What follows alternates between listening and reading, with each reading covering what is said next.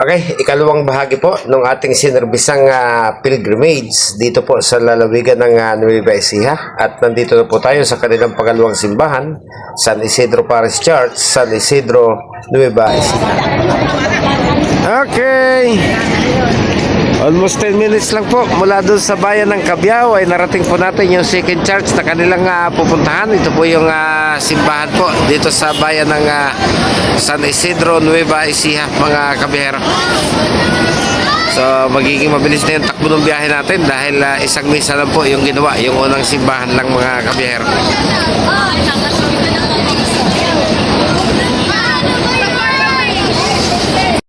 Okay, tara, pasok po tayo.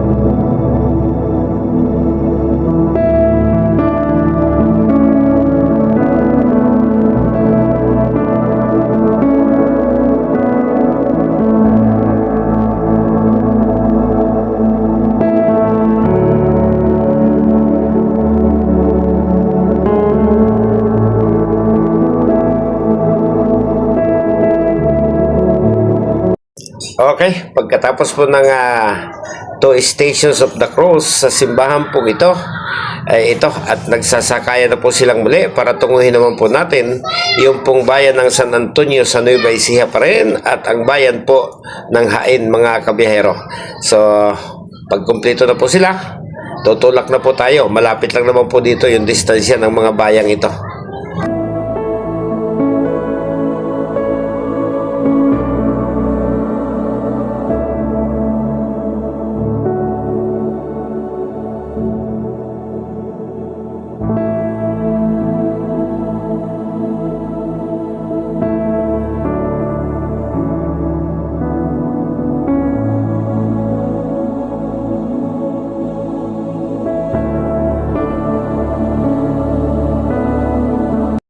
Okay, napakabilis po ng ating biyahe. Andito na po tayo sa bayan po ng San Antonio.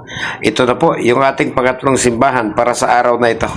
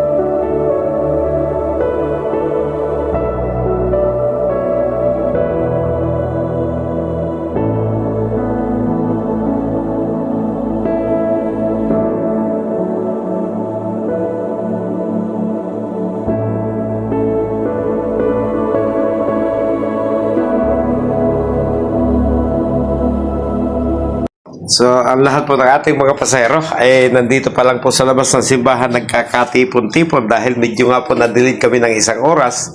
Nagkataon po, mayroon pong isang funeral mass. Opo, napasabay po kami sa araw ng libing nitong isang naka-schedule. Kung kaya't patatapusin po muna na matapos yung misa para sa namayapa mga kabihero bago po tuluyang isagawa yung kanilang aktibidad sa loob ng simbahang ito.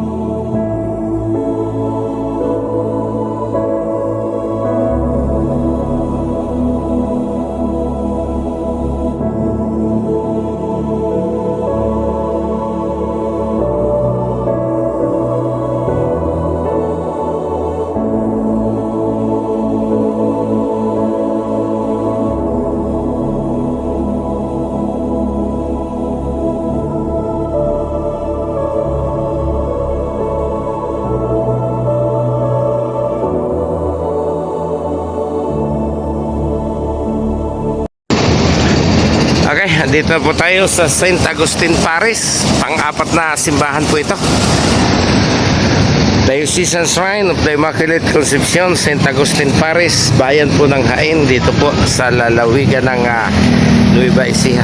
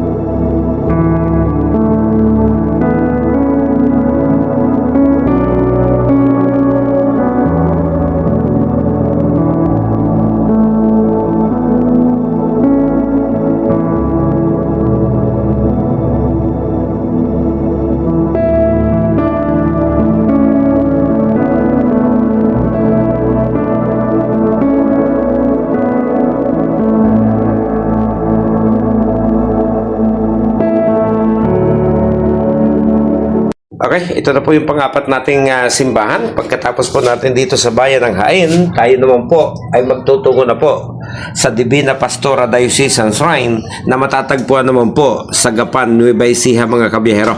At doon na rin po tayo manananghali. So pansamantala, dito po natin tinatapos yung pangalawang bahagi po nitong The Our Father Paris 2026 pilgrimage para po sa nalalapit na Holy Week mga kabihero. So maraming salamat po muli. Asahan ko po kayo sa susunod.